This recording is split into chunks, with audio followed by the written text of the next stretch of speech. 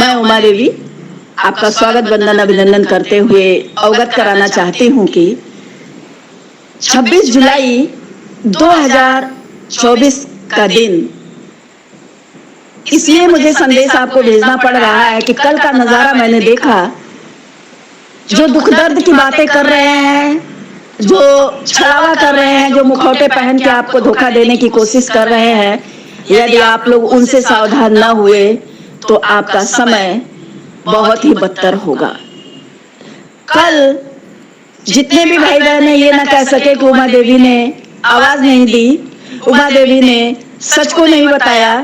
उमा देवी तो आप लोगों को 25 जुलाई 2017 से लेकर आज तक समय समय पर अवगत करा देती है, लेकिन आप लोग उन चंद गद्दार, मुखौटेबाज, धोखेबाज ढोलकियों के चक्कर में अपना बहुमूल्य समय निकाल दिए। और सबसे बड़ी विडंबना, आप लोग उनके तर्क पर घूमते रह गए। कभी तर्क का आप लोगों ने मूल्यांकन किया कि जिन संगठनों ने आपके मुश्किल क्षणों में दिल में दुबक कर आपका उपहास उड़ाया, आपका मजाक बनाया, सरकार का आमना सामना करने में उनकी औकात भीगी बिल्ली की तरह नजर आई। यदि कोई डटा मैदान में तो उसका भी इन लोगों ने टांग खींचने में कोई कमी नहीं छोड़ी। घर बैठे बैठे अपने पास के पड़े क्षेत्र में ही, अपने न्याय पंचायत में ही अर्थियां उठाने ये लोग नहीं गए। उमा देवी तो इको गार्डन से गई, उन अनाथ बच्चों के भी सर पे हाथ फेरी, लेकिन ये मुखौटेबाज गिरगिट के तरह रंग बदलते अपनी चाल को आपसे छिपाने की कोशिश करने में सफल भी हुए। ये भी मैं बता दे रही हूँ, ये सफल हुए झूठ बोलने में, और आप लोग इनके झूठ में घूमते चले गए। आपने अपना बहुमूल्य समय बर्बाद कर दिया है। अब मुश्किल से थोड़ा सा समय बचा है। यदि आप लोग जागरूक हो जाए, अपने समय को पहचान ले, अपने दर्द को एहसास कर ले कि ये आपको जिस कगार पे, जिस मुकाम पे ले गए हैं, ईश्वर न करे कि ऐसे मुकाम पे किसी भी परिवार का मुखिया अपने परिवार को गर्त में डुबो दे। पहले भी डुबोया इन लोगों ने, आज फिर ये लोग डुबो रहे हैं। आप लोग अच्छे से जानते हैं, पहले किसी ने गोमती में कूद के डुबोया, आज ये लोग धरना संगठन चलाने की बात कर रहे हैं, और इनके चलाते ही संगठन 62 साल आयु की सेवानिवृत्ति सीमा 60 साल कर दिया सरकार ने, और हंसते हंसते स्वीकार भी कर लिया इन लोगों ने। शीतकालीन अवकाश, ग्रीष्मकालीन अवकाश मानदेय भी काटा सरकार ने, और अवकाश भी काटा, आपका छुट्टियां भी काट ली। ऐसे में इन लोगों ने एक शब्द भी नहीं बोला सरकार से, इन लोगों ने अपनी बात भी नहीं रखी। हमें पता है, आपको भी पता है, सरकार हटी है, सरकार नहीं सुन रही है, नहीं सुन रही है, तो लेकिन हम अपनी बात को तो उठावे। वह संगठन कौन सा, वह नेता कौन सा जो अपनी बात को कहने में डर रहा हो शासन से? यानी कुछ न कुछ खोट तो उन नेताओं में है, कुछ न कुछ तो गलतियां उन नेताओं की है। मैं नहीं डरती शासन से, मैं अपनी बात रखती हूँ शासन में जाकर के। भाई हम अगर चोर नहीं है तो हम क्यों डरे? डरने की क्या जरूरत आ गई? अरे भाई, यदि आप ईमानदार होते तो मुश्किल क्षणों में कमर कस लेते। आज मैं देख रही हूँ, कल का दिन जो था दुर्भाग्यपूर्ण था।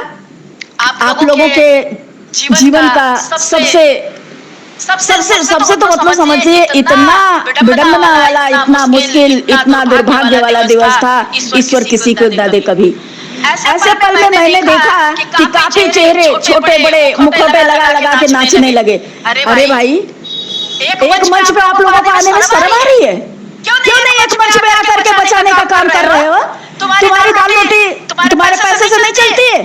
क्यों शिक्षा मित्र संगठन के पैसे से तुम्हारे घर की दाल रोटी चलती है? तो आओ तुम्हें कमाना मैं सिखाती हूँ। लेकिन बनो, ऐसा बनो जो कि किसी के सामने हाथ न फैलाना पड़े, किसी से भीख न मांगनी पड़े। संगठन बनाया जाता है मुश्किल क्षणों से, किसी भी परेशानियों से, किसी भी विषम स्थिति से निपटने के लिए। संगठन का मतलब ये नहीं होता कि केवल चंदा वसूलो, अपने घर में मौज करो, कुर्ता टाइट करो, 4 पहिया गाड़ी में घूमो, वीआईपी होटल में खाओ, नेताओं के चक्कर लगा के चेहरा दिखा के फोटो वीडियो बना के डाल दो। बहुत लोग किए, बहुतों को मैंने देखा जो दूसरे को नसीहत देते थे वो खुद ही उस गर्त में गिर गए।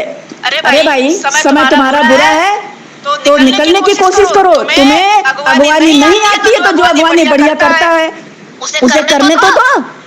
तुम लोगों ने एक मंच एक मांग पत्र नहीं स्वीकार किया हाई पावर कमेटी में उप मुख्यमंत्री डॉक्टर दिनेश शर्मा जी का। चाहे कोई संगठन हो, मैं बड़े कड़वे भाव में बड़े सच को मैं उजागर करने की कोशिश कर रही हूँ। क्यों नहीं किया? तुम्हें शर्म आ रही थी? तुम्हारे चंदे की दुकान बंद हो रही थी? तुम्हारे घरों की रोटियां कहाँ जा रही थी?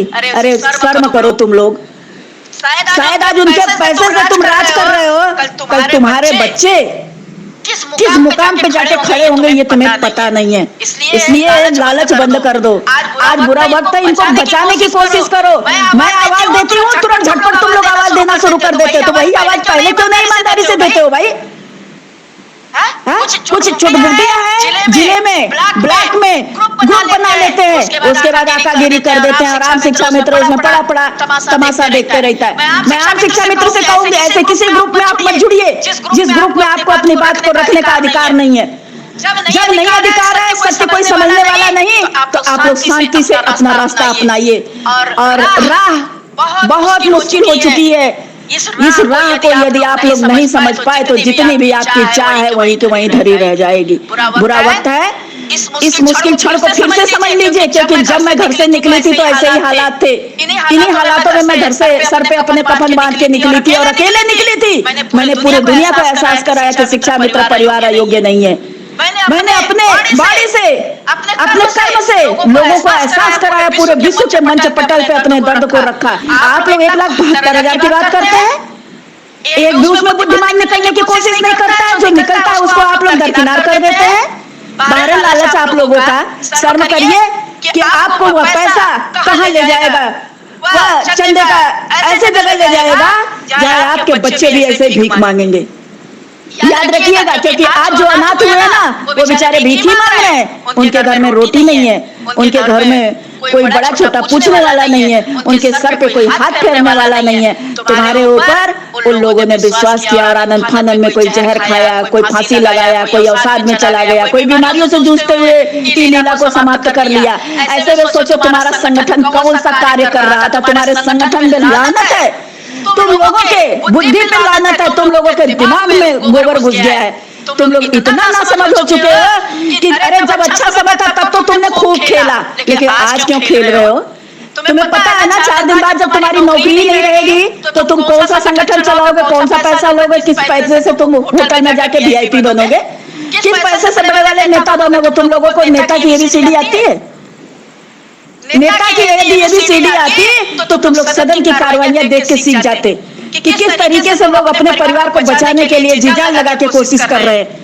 क्या वो जनता किसी का घर की है? जी नहीं, उन्होंने उनको अपना बनाया, अपना नेतृत्व सौंपा, बना करके सदन में भेजा, इसलिए वो जनता की बात को उठाते हैं। इसी तरह आप शिक्षा मित्र तुम्हें नेता बनाया, बना के तुम्हें इस लायक बनाया और तुम लोग उन्हीं शिक्षा मित्र को मारने में कोई कोर कसर बाकी नहीं छोड़ रहे हो। चाहे जहां से है, जैसे है, जो भी चाह रहे हो वो तुम लोग अपने मन का कर रहे हो। तुम्हें जब समझ नहीं है, अकल नहीं है, तो जो चल रहा है उसको चलने दो। जब मैं आवाज उठाई 22 दिसंबर तो तुरंत शिव कुमार शुक्ला कूदने लगा। क्यों कूद रहा भाई?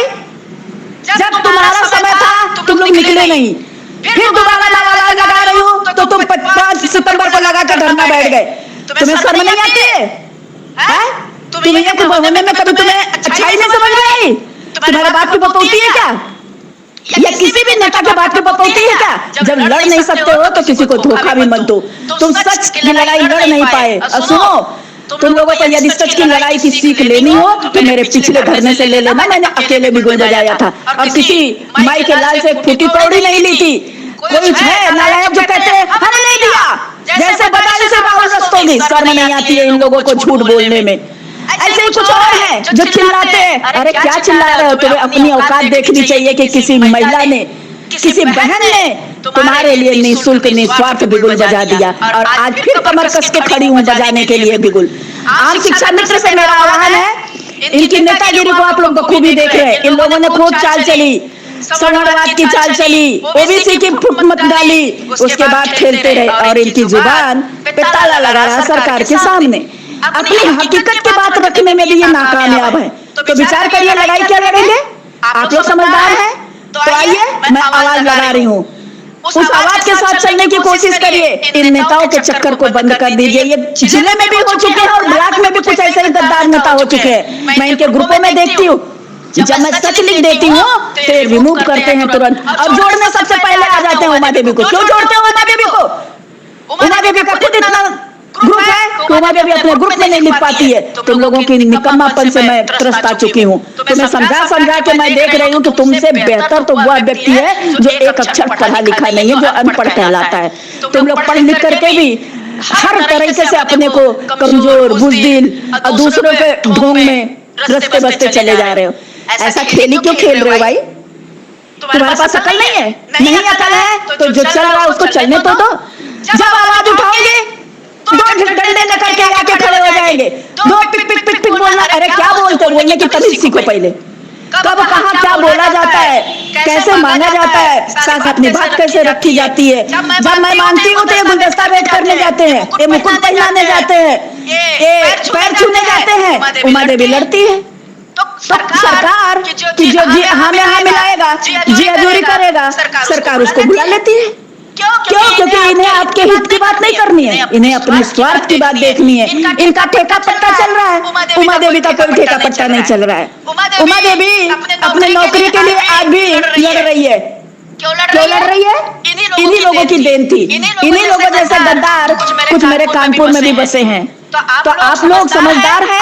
आइए, मैं बिगुल बजा रही हूँ, उस बिगुल के साथ हो लीजिए, वरना घर बैठे आप लोग देखते रह जाएंगे, मिलेगा कुछ नहीं। यहाँ वहाँ ढोलक बज रही है, रोज ऑडियो वीडियो, रोज संदेश आ रहा है। उस संदेश का क्या मतलब है?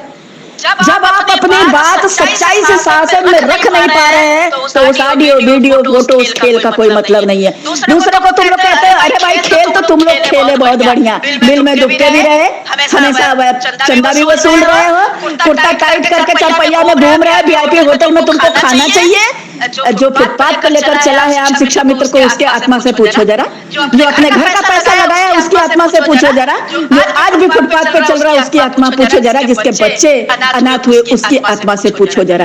काश तुम लोगों के साथ यही स्वर दोहरा दे तो शायद तुम लोगों की औकात समझ में आ जाएगी। इसलिए कह रही हूँ कि तुम लोग अजीज कर दियो नेतागिरी नेतागिरी नेतागिरी। तुम्हारी बुद्धि मत मारी गई है, क्योंकि तुम लोग जब एक होने का नंबर आता है तो तुम अलग अलग अलग अलग अलग अलग टर टर टर टर चिल्लाते हो। क्या चिल्ला रहे हो? बंद करो अपनी आवाजें।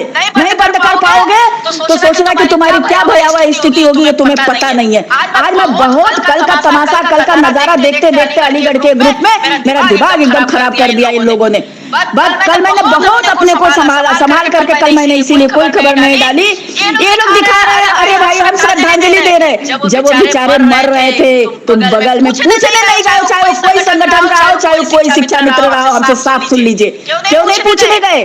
तुम्हें शर्म आ रही थी? आज नहीं है तो तुम भावभीनी श्रद्धांजलि अर्पित कर रहे हो, मारने के बाद उन्हें जिलाने जा रहे हो। जब वो मर रहे थे तो तुम लोग कहाँ थे? मर गए थे, तब उन्हें जिंदा नहीं कर पा रहे थे। आज खेल रहे हो तुम लोग। बंद करो ड्रामा, एक मंच पे आ जाओ। आओ मंच पे, नहीं तो फिर और कुछ बुरा होगा तुम्हारा, ये समझ लेना। और आम शिक्षा मित्र से मेरी आखिरी अपील कि आइए, मैं बिगुल बजाने के लिए तैयार हूँ। मैं उतरूंगी मैदान में। शासन से मैं अपने हाई पावर कमेटी की मांग करूंगी कि शासन हाई पावर कमेटी क्यों लुटा के रखा, क्यों छिपा के रखा, कमेटी क्यों बना रहा है? जब उसे देना नहीं है तो साफ साफ बोले। कम से कम ये जो 10 साल चला गया उसमें शिक्षा मित्र अपने जीवन को कुछ और सुधारता। उसने शासन की राह देखते देखते उसके आंखें पथरा गई है। तो शासन तो खेला, शासन से ज्यादा तो आपके शिक्षा मित्र संगठन खेले। बहुत साफ सुन लीजिए मेरे से, आप लोग जागरूक हो जाइए। आइए, एक मंच एक आवाज के साथ मैं बिगुल बजाऊंगी। ना किसी नेता की जरूरत है, ना किसी अभिनेता की जरूरत है, जरूरत आम शिक्षा मित्र की है। इसी के साथ अपने वाणी को विराम दूंगी। धन्यवाद।